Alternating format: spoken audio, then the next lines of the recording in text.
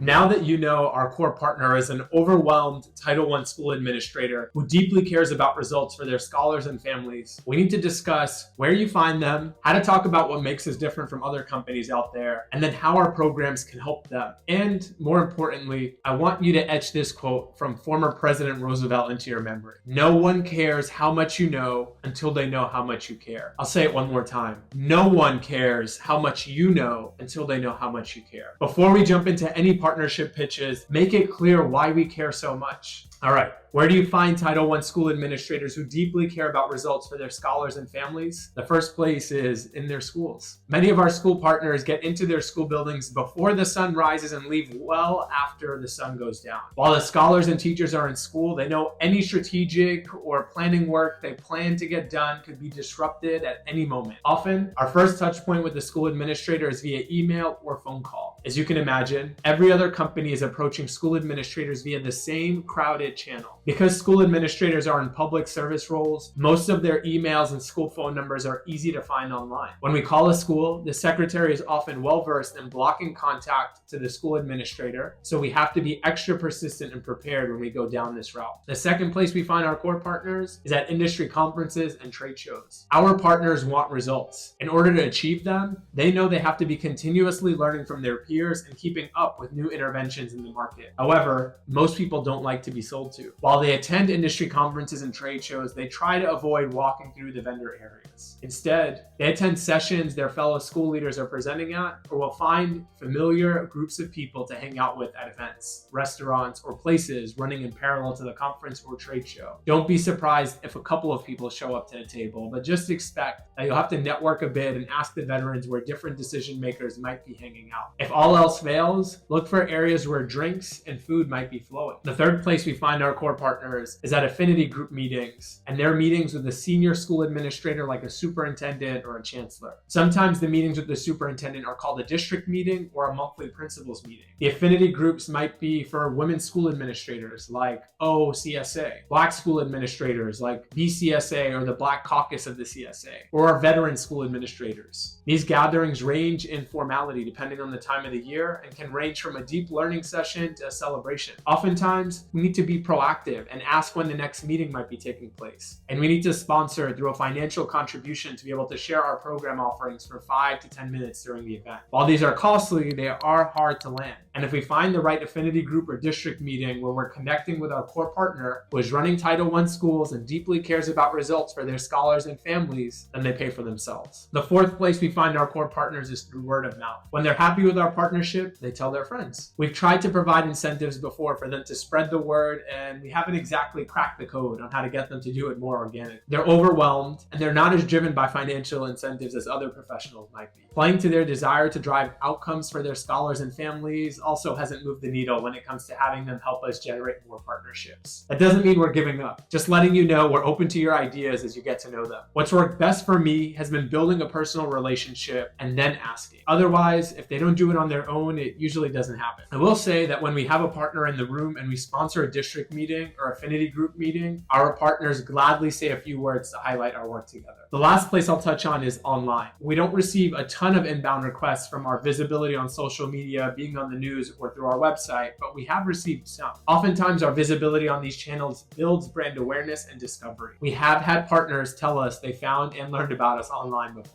Once we've found our core partners, they're going to want us to get to the point and get to it quickly. I've said this time and time again, and I'll say it again. What we do is not different, but how we do it is. There are hundreds, if not thousands, of tutoring companies out there. The same is true for software or any other educational offering we deliver or maybe deliver in one day. Starting with our purpose, to ensure no child's circumstance limits their potential. Since we've started this work, we have been working with low-income schools and scholars to close achievement gaps. To translate this further, the people we attract and the programs we design are all committed to getting results in collaboration with school administrators in low-income schools. There are a lot of education organizations out there, but how many of them were started and led by someone who came from the communities that they were helping? Not many. And we have been steadfast in our commitment to hiring people who intimately understand the challenges of low-income communities and the jobs of our school partners. Next, we're going on 2 decades of experience driving results. Beyond just satisfied school partners, we have scholars who have benefited from our program programs that have gone on to win hundreds of thousands of dollars in scholarship money, who have gone to and graduated from Ivy League schools and are working at big tech and financial services companies, and many who have gone into education as teachers. We don't just have a short-term impact, we have a long-term impact. Lastly, we have a unique and differentiated strategy. Many companies provide services or products. We provide programs. And some call their services and products programs, but they don't actually know what that means. What we mean is we understand how busy and inundated our partners are,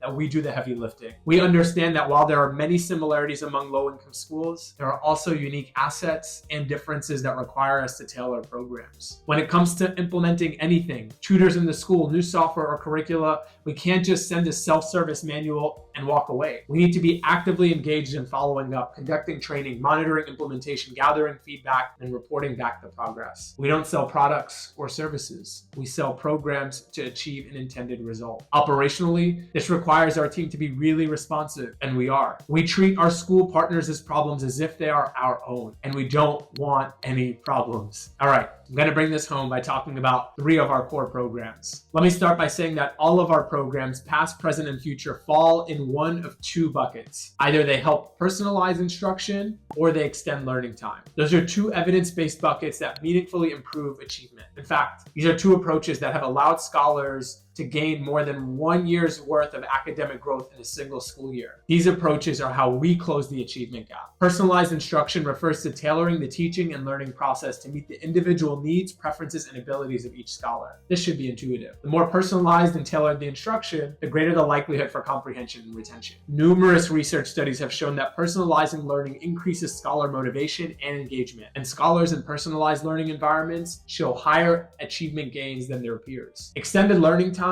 refers to increasing the amount of instructional time students receive beyond the traditional school day or year. Scholars who participate in extended learning time outperform their peers who don't. Let's jump into our program offerings and you'll see how they connect. The first one is our in-person education champions. For many urban, low-income schools, more than half of their scholars are not reading or able to do math at grade level. Many of the schools they attend suffer from teacher shortages, high teacher turnover, have teachers who are leading instruction in a content area they are not comfortable with, and teachers who struggle with classroom management. The challenges in the schools are compounded with translation needs that result from new children arriving from other countries and a higher proportion of scholars with special needs. Our in-person education champion programs are an effective solution. When a school leader can't find a creative way to fill a gap in a math class for scholars who are at all different levels, or they have a science teacher that's about to go on maternity leave and their scholars will have a permanent substitute teacher who is not well versed in the subject, maybe the school is in jeopardy of being closed and the stakes are high to drive growth this year. Or they just received a large influx of newcomers who don't speak the language and they need translation support. Maybe they have teachers who are tired from the school year and they just need some more energy to liven up the program for the summer and more deeply engage with their scholars. These are just a handful of the dozens of possible scenarios that school leaders might run into and use as the basis for choosing to partner with us to use our in-person education champions. Our second program offering is our on-demand virtual support program. This provides one-on-one virtual tutoring after school hours with a live education champion from the comfort of their home. Scholars use the sessions as needed, and it takes pressure off of parents who may not understand the content or are non-native speakers. Having support after school hours also gives teachers a break and relieves them of the pressure that comes from knowing they are the only support their scholars might have academically. The third program we offer is our gradebook and school management software. Over the years, learning management systems have become cumbersome and complicated. 2/3 of EdTech licenses go unused because of the challenges with implementation. Only 5% of licenses are used effectively. Our software saves teachers time when it comes to recording grades, creating assignments, providing progress reports, and communicating with families. The time saved on reporting and grading is reverted to teaching and instruction. Earlier, I mentioned that everything we offer is a program. That means with our in-person education champions, we're not just placing tutors in the schools. We're actively recruiting folks who are committed to scholar success, onboarding and providing them with ongoing training, and then we are progress monitoring for continuous improvement. When we partner with a school or a district to offer on-demand virtual support, we are sharing materials to help with outreach. We have a transparent system for them to keep track of sessions as they occur to monitor quality. And when it comes to our software, we do more than just give a school their licenses. Despite designing the software to need very little onboarding and training, we start with providing onboarding and training. Then we monitor usage and support with progress report creation and provide ongoing support. Our programs are rated weekly, and satisfaction is monitored closely throughout the duration of the school year. I would be remiss if I did not share that there are some downsides to our strategy. The biggest one being that we're not the low-cost leader. In fact, some of the school partners will venture to say that we are the most expensive of the options on the market. When I hear that, I often ask them why they chose to work with us knowing that. Their response: we're accountable. If there's an issue or a concern, we respond and we act quickly. Our reputation also provides comfort and security when things don't go as planned. They know their boss or higher ups will not fault them for working with our team. That's why when we talk about the brand promise we want our partners to know us for, there are actually 3 parts to it. If you're not familiar with the term, a brand promise is a company's commitment to its customers that outlines the value and experience they can expect when using its products or services. In this case, replace customers with partners and products and services with programs. While we lead with results, we back that up with accountability and relatability. One of our peeps fondly labeled our brand promise RAR to make it easier to remember. Being one of the most expensive providers in this space where resources are tight is pretty counterintuitive. What if I told you we're not just one of the more expensive, but we're actually one of the best value providers? I'm going to take you back a few years to our 3rd or 4th year in operation. I was selling our summer enrichment program to a school. At the time, we charged $25,000 to operate programming for 2 classes of scholars, which is about 50 scholars. The cost per scholar was projected to be $500. $25,000 divided by 50 students. You following? Good. It was mid-April when we agreed to the deal. The school was going to do outreach to the families, get us the location for the 2 classrooms for the summer, and we were going to eliminate the summer slide. We prepared the flyers, the emails to send out, ordered the uniforms, and put together the summer schedule. May rolled around and the school said they would reach out to the families soon. Before we knew it, the entire month flew by and there was nothing. Anxious, I visited the school and had a great conversation with the school leader who promised the outreach would be happening that week in early June. Despite my consistent follow-up and nagging, nothing happened. The last week of school, messaging finally went out to the families. At this point, only 30 families were interested in enrolling for the summer, and 20 showed up and participated for the summer. The school leader took full responsibility for the late outreach, but I was furious and frustrated. I wish I could have just gotten the list and did the outreach myself. I knew there were more scholars and families at the school that needed to continue their learning that summer, and we wouldn't get that time back. This was before I had a full understanding of who our core partner was. In hindsight, it makes complete sense. They were overwhelmed, doing family outreach months before something started when they had immediate fires to put out at their schools would be silly. But there was more. The collaboration with the school actually led to wasted resources. Having a program for 20 scholars that cost $25,000 meant the cost per scholar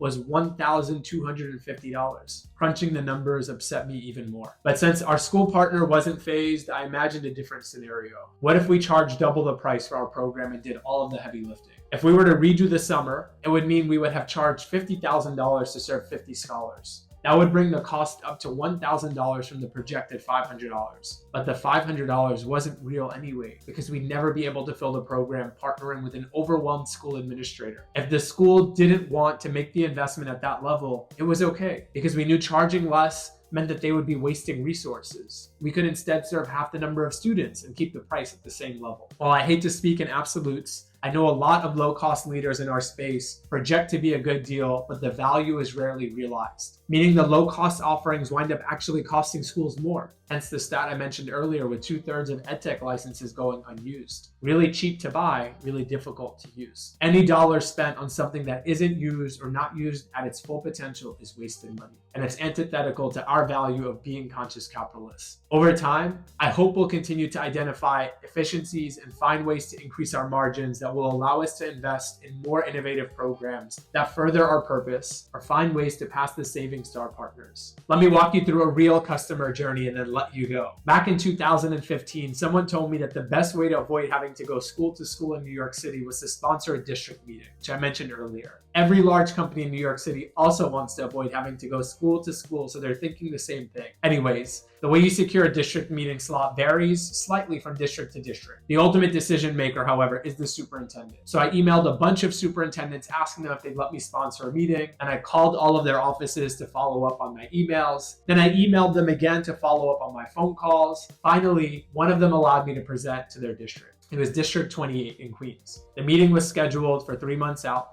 I was responsible for ordering breakfast for about 40 people. In exchange, I would have about 15 minutes to present. Leading up to the meeting, I did all of the research I could on the district. I put together my slides and rehearsed my presentation. The morning of the district meeting, I got there an hour early. I was supposed to go on around 8:30 in the morning, but I wanted to make sure there were no hiccups with breakfast. I also had a chance to check my tech as folks were arriving. Fortunately, or unfortunately, the superintendent changed the agenda last minute. She had more important things to cover, and my presentation slot kept getting pushed back. Before I knew it, more than 2 hours had passed before they turned to me. Luckily, I didn't wear my frustration on my face. I presented and had a handful of school leaders express interest by sharing their contact information. I, of course, only had 5 minutes and couldn't get my slides going in the little bit of time I had. But over the next 3 weeks, I would follow up constantly with each of them. Email, phone call, email, phone call, email, phone call. Thought the hardest part was done when they expressed interest, but it wasn't. By the 10th attempt with limited traction, I started to think it was personal. Fortunately,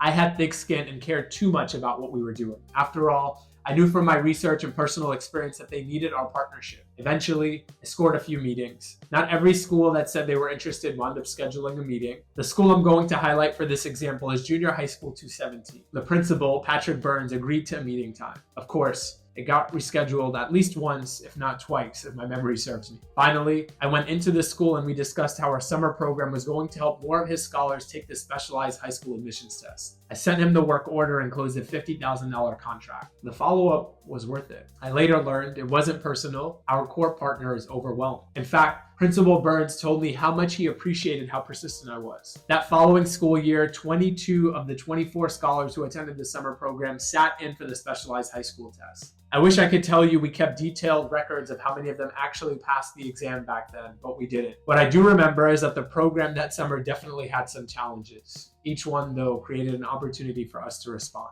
and our team responded quickly. By the end of the summer, Principal Burns had shared with me that our team was incredibly professional and responsive and that he would continue to find ways to partner with us. Fast forward nearly a decade later, and we're still finding ways to collaborate. Over the years, we've run a college access program for his school, taking his scholars on college trips and exposing them to the college admissions process. We've pushed education champions into the classroom to support his core instruction and even run Saturday programming in person and online. One of our recent tasks was to run a virtual Saturday academy for 60 grade 7 scholars who wanted to take the math regents. Half of them scored below proficiency on the 6th grade New York State math exam. To put the tall task in perspective, the math regents is a high school exam. Not only were these scholars taking it nearly 2 years early, a number of them had been identified as not being able to do math at their current grade level. Through our small group sessions, for nearly 4 months leading up to the exam, scholars received additional math instructions. They built relationships with our education champions, instilling confidence and empowering them to believe in themselves. Not only did all 60 sit in for the exam, 51 of the 60 scholars passed the math regents that June. Want to know the best part? The single greatest indicator of whether a child will graduate college is the highest level of math they complete in high school. Because of this collaboration, we jump-started the college readiness process for over 50 scholars. I used Junior High School 217 to get you to understand what we mean by partnership. Most sales jobs, you transact something and then you never interact with the person again. Maybe there's an impact, maybe there isn't. It's not your problem. Well, in this case, what we sell and collaborate on has the potential to change lives. Together, we can realize our vision of creating a world where no child's circumstance limits their potential.